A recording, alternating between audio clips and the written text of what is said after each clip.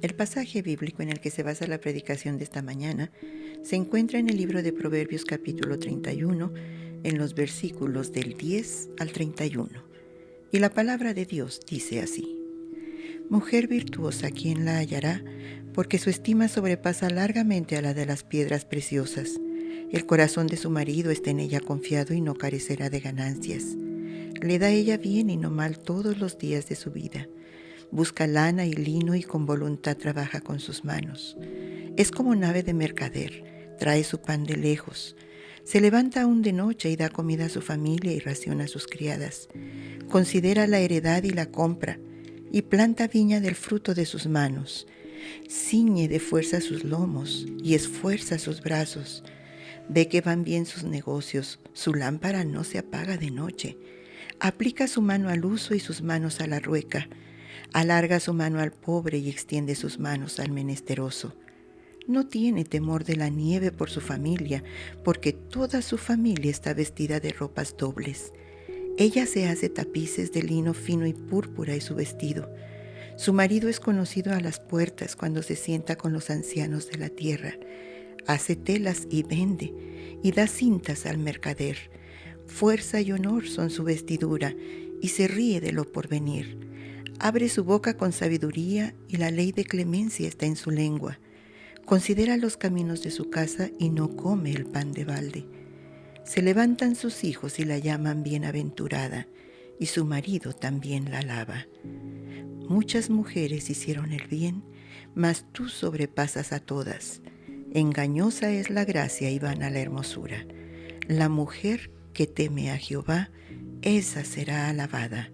Dadle del fruto de sus manos y alábenla en las puertas de sus hechos. Suplico que mantengamos nuestras Biblias abiertas en el libro de Proverbios capítulo 31, versículos 10 al 31, que es la base de nuestra reflexión, el perfil de la mujer de Dios. Don José María Chávez, prócer mexicano fusilado durante la intervención francesa, escribió antes de su ejecución una sentida carta de despedida a su esposa. En su carta decía, entre otras cosas: «Querida esposa, ¿qué podré decirte en estos últimos momentos? Que la mano poderosa del Omnipotente, que rige los destinos del mundo, dispone de mi vida como suya, y que pague yo con ella las faltas que he cometido en el cumplimiento de mi deber. Pero esta inmensa providencia jamás abandona a los desvalidos y velará por todos ustedes. Acógete a ella y espera en su misericordia y confía. Yo muero por haber intentado defender la independencia de mi patria. No creo haber cometido alguna falta, mas si así fuere, Dios me perdonará. A Él me acojo. Amada esposa, tú has sido siempre el bálsamo y el consuelo en todos mis trabajos. Sé ahora más que nunca la mujer fuerte de las Escrituras». Esta carta es un claro testimonio de la influencia que la Biblia ejerció sobre algunos liberales del siglo XIX, pero en lo personal me enfrentó a una pregunta: ¿quién es la mujer fuerte de las Escrituras? Aunque crecí leyendo el texto de la Reina Valera 60, que como sabemos no utiliza ese nombre, la respuesta es simple: es la mujer virtuosa de Proverbios 31. Dicho texto presenta a manera de acróstico el perfil de la mujer de Dios.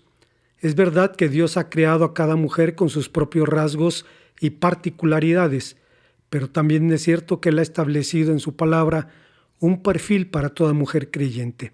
Veamos cuál es ese perfil. En primer lugar, la mujer de Dios se caracteriza por su piedad. Haciendo un poco de historia, la interpretación judeocristiana ve este pasaje como un apasionado himno a la mujer completa.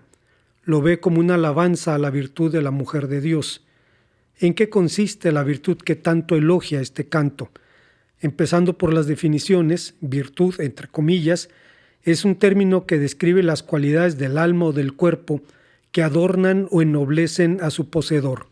Sin embargo, en este texto, el adjetivo proviene del término hebreo hayil, que es usada 243 veces en el Antiguo Testamento con diversas traducciones. En Deuteronomio 8:17 y Ruth 2:1 describe las riquezas materiales. En 1 Samuel 14:48 a las fuerzas armadas, en tanto que en Proverbios 31:29 y Ruth 3:11 define una alta calidad moral. Este fue justamente el primer atributo que Boaz elogió de Ruth. Ahora pues, no temas, hija mía, yo haré contigo lo que digas, porque toda la gente de mi pueblo sabe que eres una mujer virtuosa. Obviamente las palabras de Boaz no representaban un mero cumplido, que en el marco del cortejo resultaría lógico, sino un sincero elogio a su testimonio. Es preciso reconocer que un reclamo universal de todas las mujeres, de todos los tiempos, incluyendo a mi esposa, es que los hombres no decimos en el matrimonio lo que solíamos decir en el cortejo. Por eso se cuenta de una mujer que reprochaba a su esposo, diciéndole: «Nunca me dices que me amas», a lo que él respondió: «Te lo dije hace 20 años, cuando nos casamos, si cambio de parecer, yo te aviso». Pero el elogio de Boaz era un reconocimiento a quien, según la Biblia, es un modelo de piedad. Por piedad, la palabra hebrea hasidá, entendemos la dedicación del ser al servicio de Dios, la total consagración de la vida al Señor. Esa es una actitud cimentada en el temor reverente que en el Nuevo Testamento, en 1 Timoteo 3:16, implica también unión con Cristo. Así pues, ya que Ruth empezó a evidenciar su piedad por sus palabras, toda mujer virtuosa debe hacerlo de la misma forma, tal como se afirma en Proverbios 31:26, que dice: «Abre su boca con sabiduría y la ley de clemencia está en su lengua». ¿Qué es la ley de clemencia? Significa la norma de la gracia, la ley de la benignidad. Significa que al hablar la mujer de Dios debe usar palabras sabias, pero también palabras llenas de bondad. Hablar palabras afectuosas sin sabiduría puede resultar en complicidades impías, mientras que hablar palabras sabias pero sin amor puede generar desánimo y amargura.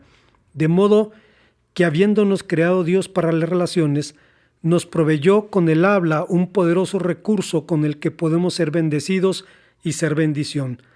Tan poderoso es ese vínculo que Salomón dijo en este mismo libro de los Proverbios: «La muerte y la vida están en el poder de la lengua».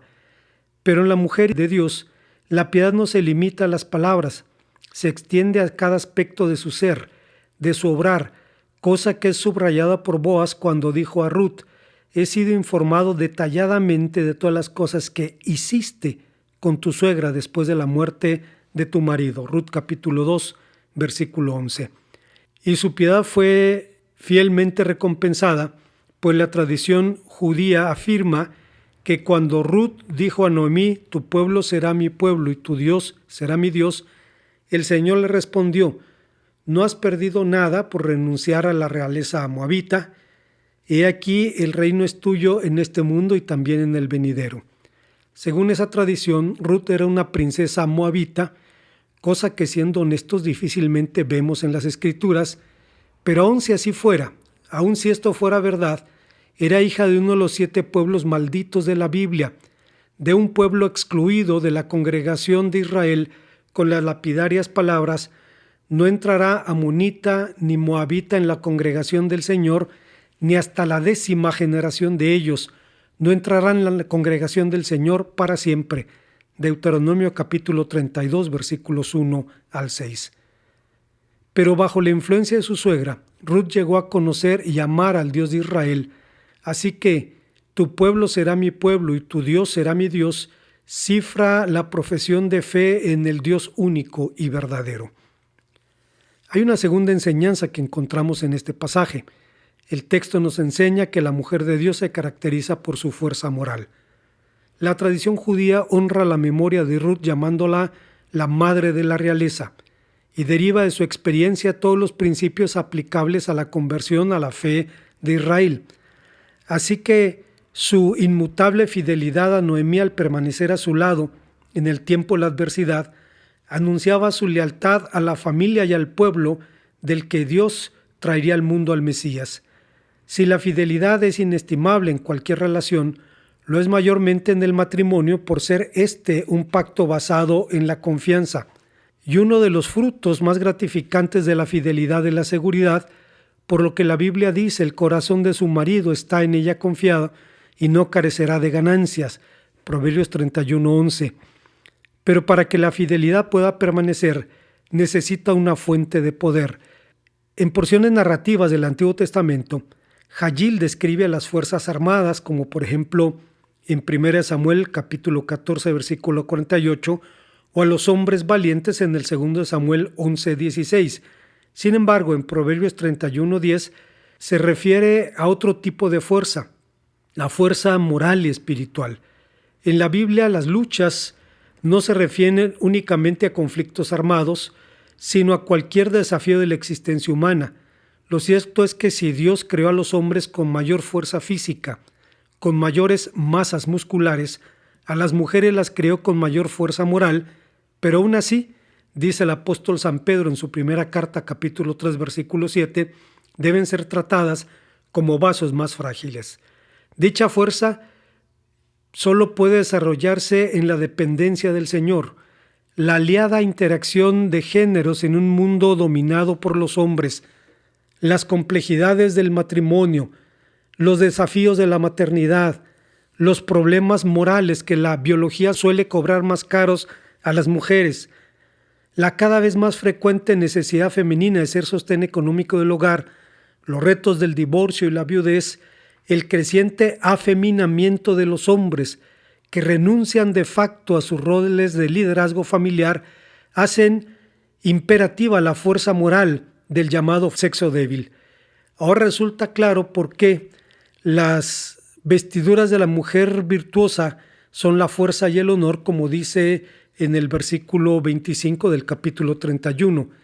Esa fuerza es obviamente el poder espiritual que les hace prevalecer sobre las desafiantes circunstancias de la vida, mientras que honor, que también significa gloria, majestad, hermosura, y por cierto es un atributo divino también, es un fruto y reflejo de la comunión con Dios. Es un don divino, pues la belleza perfecta, que no necesariamente es física, solo existe cuando Dios la otorga, como enseña el profeta Ezequiel en el capítulo 14, versículo 16 de su profecía. Ya David reconocía al Señor como fuente de fuerza y de poder. Me ceñiste de fuerza para la pelea, decía en el Salmo 18:39. Y el profeta Zacarías confesaba que el Señor no salva ni con fuerza ni con ejército, sino con su Santo Espíritu, capítulo 4, versículo 6 de su profecía. Esa fuerza moral es la fuerza del Espíritu, por lo que las tareas y los retos de la mujer demandan de una dependencia absoluta de Dios y la dirección del Espíritu Santo. Es la razón también por la que el poeta místico Fray Luis de León decía en su libro La perfecta casada: como el vestido ciñe y rodea todo el cuerpo, así toda ella y por todas partes ha de andar cercada y como ceñida de un valor agraciado y de una gracia valerosa. Hay una tercera y última enseñanza en nuestro pasaje. El texto nos enseña que la mujer de Dios se caracteriza también por su buen testimonio. El día de su matrimonio, Boaz recibió una singular bendición del pueblo. Que el Señor haga a la mujer que entra en tu casa como Raquel y Lea, y seas ilustre en Efrata, y seas de renombre en Belén. Ruth 4:11. Ilustre, que es otra traducción de Jayil, alude aquí al buen nombre, al buen testimonio. El buen testimonio es un patrimonio cuyo valor queda de manifiesto en las propias palabras de Salomón. En Proverbios 22:1 dice: de más estima es el buen nombre que la mucha riqueza, y la buena fama más que el oro y la plata. En un tiempo cuando todo parece tener un precio, cuando se piensa que las personas valen por lo que tienen y no por lo que son, debemos recordar que el buen nombre tiene valor para Dios, el juez supremo de nuestras acciones. Tiene valor para nosotros mismos al darnos libertad de conciencia, y tiene también valor para la edificación y la instrucción del prójimo. Sintomáticamente, la conducta de la mujer virtuosa es descrita en este canto con 22 verbos hebreos, y tal vez por esto fue considerada en la tradición judía como una metáfora de la ley, del sábado, del alma o incluso de la presencia divina. Pero contra la idea de que la mujer debe quedar en casa mientras el marido es proveedor, la mujer virtuosa parece ser una mujer sorprendentemente independiente. Emprende y administra negocios, se ensucia las manos al plantar vides, compra y vende, es proveedora del comercio, y por eso en alguna ocasión una mujer preguntó: si la mujer de Proverbios 31 hacía todas esas cosas, entonces ¿qué hacía el marido? Y la propia mujer respondió: se sienta con los políticos a las puertas de las ciudades. Las evidentes dotes de liderazgo de la mujer virtuosa, sus extraordinarias capacidades, su incansable laboriosidad, nos enfrenta a una pregunta ineludible: ¿es realmente un modelo para la mujer de Dios o una idealización? Si es un modelo universal, ¿por qué entonces tan pocas mujeres parecen lucir así? Porque aun cuando hacen sus mejores esfuerzos en el hogar, no se levantan sus hijos y las llaman bienaventuradas, y sus maridos también las alaban, como dice Salomón. A pesar de cualquier objeción, este es el paradigma para la mujer de Dios. Lo es si hemos de creer a San Pablo, quien dice que lo que está escrito fue escrito para nosotros, Romanos capítulo 15, versículo 4. Con todo, alguien pudiera rebatir que estas demandas son demasiado exigentes, que son un parámetro masculino, y aún pudiera decirse que en la Biblia no hay un estándar equivalente para los hombres. Pero la analogía de las Escrituras responde que ese estándar masculino sí existe y que es igualmente demandante. Se encuentra en textos como el Salmo 30, 1 Timoteo 3, 1 al 3, etc. ¿Por qué entonces tan pocos cristianos, hombres y mujeres, parecen ajustarse a sus respectivos modelos? ¿Por qué ambos parámetros establecen demandas que solo son factibles mediante el auxilio del Espíritu Santo, la fiel obediencia a Dios y el complemento de la ayuda idónea? En síntesis, ¿cuál es la razón por la que la mujer de Dios debe ser así? Los sabios de Israel dicen que existen 3 motivaciones para el estudio de la ley, motivaciones que son aplicables a toda obra piadosa. Dicen: hay quien estudia la palabra de Dios para adquirir honor, hay quien lo hace para ganar algún mérito, y hay quien lo hace simplemente porque es la voluntad de Dios. La mujer de Dios debe ser así, simplemente porque Dios lo quiere. Como conclusión, contra la actual tendencia de homologar los géneros, la palabra de Dios sigue llamándonos a roles complementarios. Hoy hablamos concretamente de la mujer de Dios, pero para los sabios de Israel existe tal proximidad entre los atributos de la ley y las virtudes de la mujer ideal que afirmaron: de la misma forma como Dios nos dio la ley con 22 letras, Él alaba a la mujer virtuosa con ese mismo número de letras. Cualquiera que se casa con una mujer virtuosa es como si hubiera observado toda la ley, de principio a fin. Esa es la razón por la cual el canto de la mujer virtuosa fue escrito con todo el alfabeto. Pero más allá de cualquier alegorización, este himno canta a la mujer de Dios. Aunque es poesía, no contiene una mera idealización, sino la vocación a la que Dios quiere llevar a toda mujer fiel. Pero este llamado no se limita a ellas. La palabra de Dios nos sigue llamando a ser bendecidos y a ser bendición, a que tanto hombres como mujeres seamos mutua ayuda idónea. Es la razón por la que Dietrich Bonhoeffer escribió: el matrimonio es más que el amor de uno por el otro.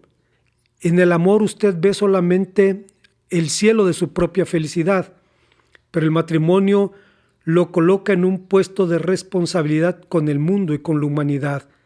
Su amor es una posesión privada, pero el matrimonio es más que algo personal, es una posición y es también un cargo. A pesar de los enormes desafíos que entraña, en Cristo esta relación debe ser llevada hasta las últimas consecuencias.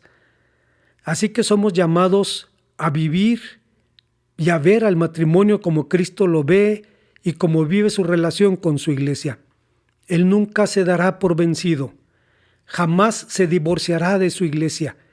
Es la razón por la que alguien escribió de este llamado diciendo: el matrimonio con una visión de largo plazo tiene la convicción de que nada podrá separarnos, que lucharemos juntos contra cualquier obstáculo que se nos presente, que si el barco hace agua, haremos el achique, que redefiniremos nuestras metas personales si se salen de línea, que compartiremos el liderazgo en el mantenimiento y motivación de nuestro matrimonio, que renovaremos nuestro matrimonio si observamos que se está anquilosando, que si peleamos mucho o poco, aprenderemos a pelear mejor, que aceptaremos las debilidades del uno que no puedan remediarse y cuidaremos del otro cuando seamos ancianos. Esta clase de compromiso no se hace una sola vez, sino se hace a lo largo de toda la vida. Nos aferraremos a ello durante las oscuras noches del alma que ocurren en casi todas las parejas, en esos momentos cuando sentir amor cuesta trabajo, pero la promesa nos mantiene unidos. Oremos al Señor. Gracias te damos, Padre, una vez más porque nos permites venir a tu palabra y vernos en su espejo y ver, Señor, el llamado que haces a tus siervas y el llamado que haces también a tus siervos a bendecirlas y a edificarlas, porque a final de cuentas tu palabra dice que la mujer es la gloria del hombre, es el reflejo, es la imagen de lo que realmente nosotros somos. Permítenos ser bendecidos y ser bendición en estas relaciones, te lo rogamos en Cristo. Amén. Amados hermanos, queremos recordarles la invitación para el próximo domingo 16 de mayo, el servicio en autos en la propiedad de Hacienda del Jacal, al lado de Walmart. Es a la misma hora, 10 de la mañana, les esperamos allí, próximo domingo 16 de mayo. Dios les bendiga.